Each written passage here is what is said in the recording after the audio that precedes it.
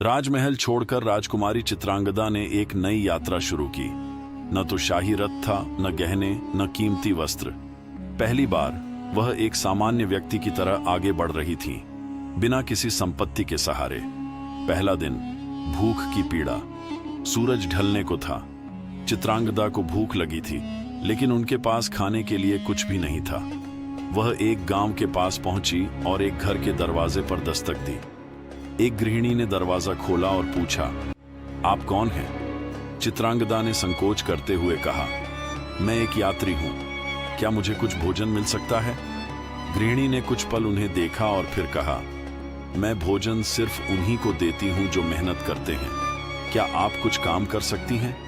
पहली बार राजकुमारी ने महसूस किया कि जीवन में बिना श्रम के कुछ भी प्राप्त नहीं होता। दूसरा दिन, अहंकार टूटने लगा। अगले दिन चित्रांगदा एक नदी के किनारे पहुंची। वहां एक वृद्धा मिट्टी के बर्तन बना रही थी। राजकुमारी ने कहा, क्या मुझे थोड़ा पानी मिल सकता है? वृद्धा बोली, मैं तुम्हें पानी दूंगी, लेकिन बदले में तुम्हें मेरी मदद करनी होगी। पहले तो चित्रांगदा को गुस्सा आया, लेकिन फिर उन्होंने महसूस किया कि जीवन में हर चीज का मूल्य होता है। उन्होंने वृद्धा के साथ बैठकर मिट्टी गूंथनी शुरू की। चौथा दिन, दूसरों का दुख समझना। एक दिन उन्होंने एक गरीब मां को रोते हुए देखा। उसका बच्चा भूखा था, लेकिन वह भोजन का इंतजाम नहीं कर पा रही थी। पहली बार चित्रांगदा ने असली दर्द को महसूस किया। उन्होंने अपना बचा हुआ भोजन उस बच्चे को दे दिया। यह उनका पहला सच्चा दान था, जो हृदय से आया था। सातवां दिन, आत्मज्ञान। 7 दिनों के बाद चित्रांगदा पूरी तरह से बदल चुकी थी। अब उनके अंदर अहंकार नहीं था, बल्कि विनम्रता और दया का भाव था। उन्होंने समझ लिया कि सौंदर्य, शक्ति और ऐश्वर्य नश्वर हैं, लेकिन दया, परोपकार और प्रेम ही मनुष्य का असली परिचय है। राजमहल लौटने के बाद भी वह पहले जैसी चित्रांगदा नहीं थी।